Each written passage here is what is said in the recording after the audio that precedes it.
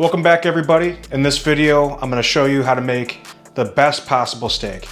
Now, not everybody has a broiler like a restaurant would use, so I'm gonna show you how to make the best steak with the stuff that pretty much everybody has. What I'm gonna do is I'm gonna cook the steaks in a Traeger smoker, although you can use an oven instead. So we're gonna be using a Traeger in the video, but the same principles apply to the oven if you wanted to use an oven. And what we're gonna do is cook the steak. These steaks, these are ribeyes. I got these, they're prime ribeyes, got them from Costco like I do most steaks. But really, the marbling is great on them. They're really high fat content in a ribeye, so they do really well. We're gonna put them in the Traeger at 225 degrees until it gets to an internal temperature of 127, and then we're going to finish them off on the stove. But what I am gonna do is make a herb-infused butter to baste over top right when we're doing the searing. So it's gonna be real simple: butter, thyme, and rosemary. And the steaks simply seasoned with salt and pepper. So this is pretty easy to do, but here we go. First things first, make sure you get your steaks to room temperature. You do not want the steak to be cold when it starts cooking. It will not cook evenly that way. What we're gonna do first is we're gonna salt these steaks. Now, what I typically do, the better thing to do is to salt the steak and leave it in the fridge overnight, and that will dry out the top layer. It'll provide a much better crust and a much better sear. Unfortunately, my family's hungry and I did not have time to do that yesterday and pick up the steak. So with a busy life, you gotta make some compromises. But ideally, I would leave these in the fridge uncovered on a rack, a wire rack, so air can get all around it to dry it out. But in this case, I was not able to.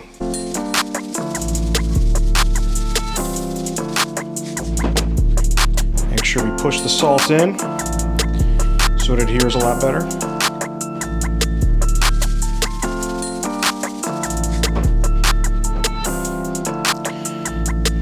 We want to get the sides too.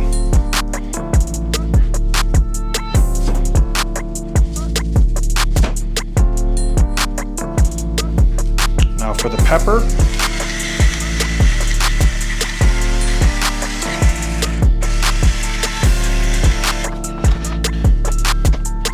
Now it's a frozen tundra here in Wisconsin, so we gotta start by getting our boy here up to temp. And because it's so cold out, it is gonna take a lot longer for it to get up to temperature. So give some time to let the steak rest, let those seasonings get involved. All right, now while the grill is preheating, we are gonna start by making the sauce. So we're gonna get it going at first and then move it to real low heat. So we're gonna start by adding the garlic. And now we got some thyme right there and some rosemary. We get all these to meld together. Now I don't want to keep this on super hot heat because I do not want it to burn the butter, burn the garlic, burn the rosemary or thyme. I want them to all infuse together at a low temperature. Now, one thing to keep in mind, check out your stove and see which burner has what BTU, which is a British thermal unit. Lets you know how hot each burner gets. This one up front is 22,000 BTU, so even at the lowest setting, it's not going to be great for making this meld all together. See, it's going a little bit too fast right now. I want this to slow cook for the entire time, really, that the steak is cooking out there. So I'm going to move it to my back left burner, which this one has 8,000 BTUs at the maximum, and put it on the simmer feature that it has. So just make sure, you might not know, but some of your burners might be different than other burners. So pay attention to that and find out which one's a lower burner and put your beautiful sauce, man, I wish you could smell this. Put your beautiful sauce on the back burner. And now it's time to get the probe in. We want to go right into the center.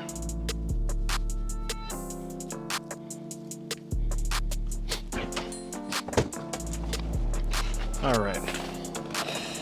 Ooh, you can smell the smoke. You put these both on the rack, close this thing up, and wait for them to get up to temperature. Okay, so I just pulled these off. You can see fat's kind of rendered a little bit on them. These got to 127 degrees, but they don't look finished, right? That's because there's a reaction I think it's called the Maillard reaction that happens when you sear the meat. A lot of the proteins break down sugar. The sugar in the meat comes out, and it gets this caramelization. That's what we're gonna do with the searing next. But the big important thing is let these guys rest. This has to rest for a minimum of 10 minutes. We do not want it to, when we're searing, raise and then get too hot. It'll overcook and then it'll dry out the meat. So we're gonna let these babies rest for about 10 minutes before we sear them. All right, now I laid some oil and I wiped the oil in to this cast iron pan. Just a thin layer, not too much. And now what we're gonna do is we're gonna turn this on the highest setting about 4 minutes before the steaks are hitting their 10-minute mark. And we're gonna wait for this to smoke up a little bit, and then when it starts to smoke, burn off some of the oil. When the oil starts to burn, just when it starts, we're gonna lay the steaks down. They'll cool the pan down enough. That's how we're gonna get that sear, that perfect sear on there. Okay, now you can see we're starting to get a little bit of smoke in there. We're gonna lay these down.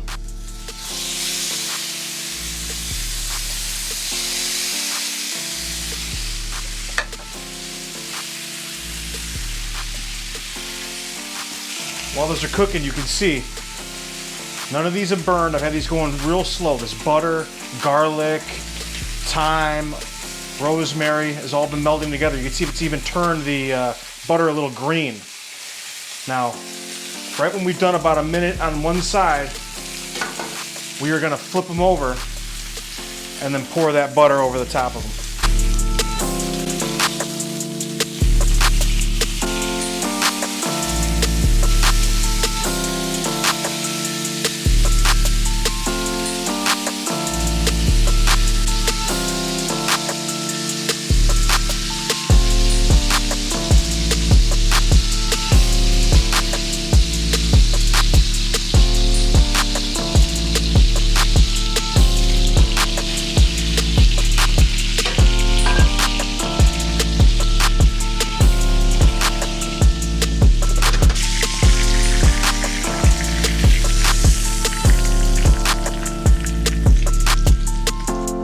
That.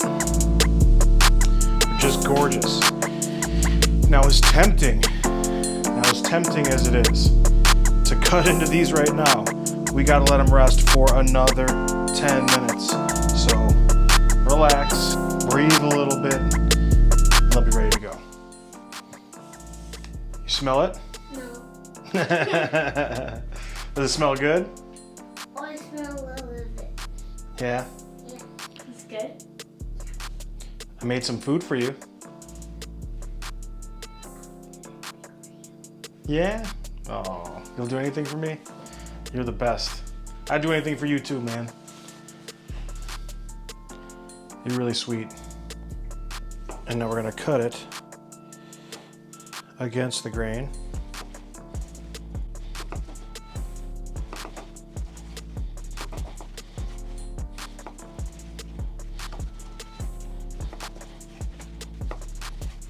Look at that. We'll flip it the other way, huh? So you can see it better. Oh, look at that. Look at all the smoke in there. You can see right around here the edges. That's where the sear was. See, all in there. It's a perfect medium. And you can see a little bit of the pink smoke in there from the Traeger. Now this piece was a little fatter, so let's check that one out and see how much different that one is.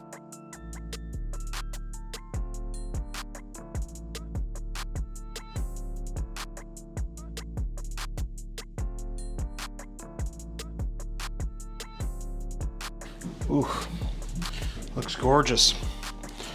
Beautiful. And now, hit it with the flaky sea salt. Great salt, you guys should check it out. Get a little bit of that Salt Bay action over here.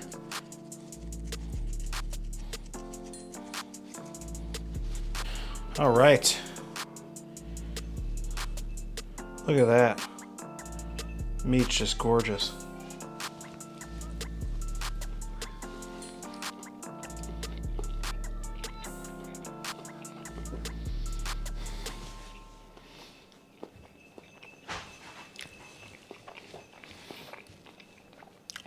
It's unbelievable. I mean, the crust on the outside is phenomenal. Inside it's just perfectly tender, not overcooked, not undercooked. It's just under a medium. Man, it just tears apart easy.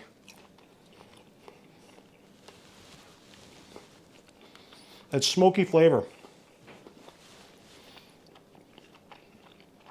It really makes it. But the real thing here is you have to go in the oven or Traeger and then finish on the sear. Now, oven's fine. Same thing as a Traeger, same process. Phenomenal results. Here's a Addie, come on. It's a good piece. I couldn't find the juiciest piece. Oh my god.